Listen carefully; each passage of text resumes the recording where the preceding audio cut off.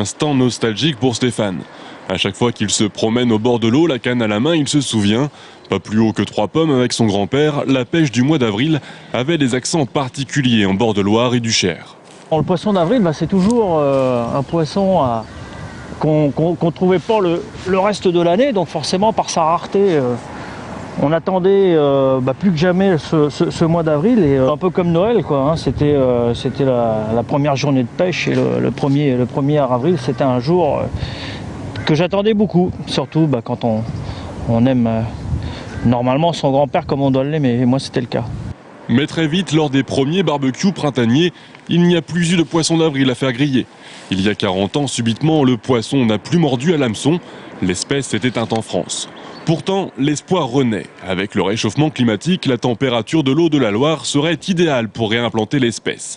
C'est pourquoi aujourd'hui, un grand rassemblement réunissant plus de 3000 personnes s'est organisé rue de Varennes à Paris, à l'initiative d'Europe Écologie, devant le ministère de l'Agriculture et de la Pêche.